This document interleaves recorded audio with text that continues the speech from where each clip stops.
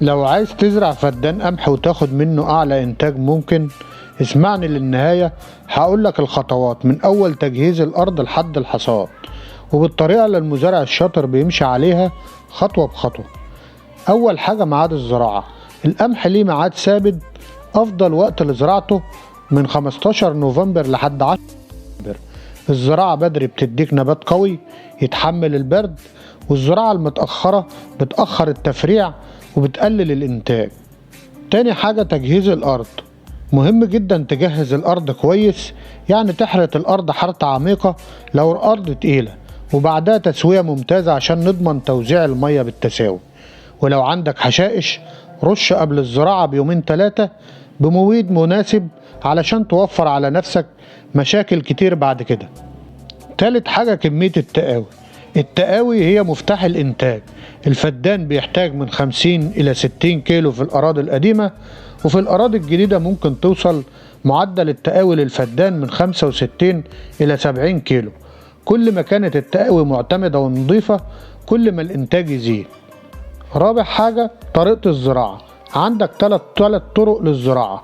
أول حاجة التسطير، وده أفضلهم، بيحقق توزيع منتظم واستهلاك أقل للتقاوي. تاني حاجة البدار، لكن لازم تكون الأرض مستوية كويس. تالت حاجة على مساطب، والطريقة دي ممتازة في توفير المية وزيادة الإنتاج. اختار الطريقة اللي تناسب أرضك، لكن أفضل طريقة هي آلة التسطير.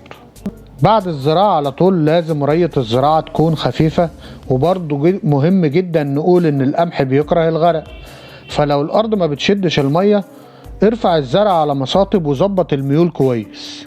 سادس نقطة السماد والتسميد. القمح محتاج برنامج ثابت يديك نبات قوي وسنبلة مليانة. فوسفور 100 إلى 150 كيلو سوبر فوسفات قبل الزراعة. أول دفعة نيتروجين بعد التفريع مباشرة، ودي أهم دفعة.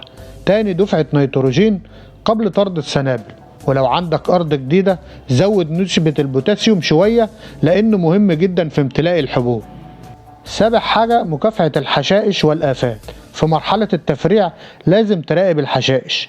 المبيدات المعتمدة بتحل المشكلة بدري قبل ما تكبر، وبرضه لو عندك ديدان أو اتدخل بدري. القاعدة الذهبية للقمح لازم يفضل نضيف أول 45 يوم، بعدها بينطلق لوحده. بالنسبة للري، القمح من المحاصيل اللي مش بتحب المية. أفضل جدول للري يكون كل 25 إلى 30 يوم حسب نوع الأرض.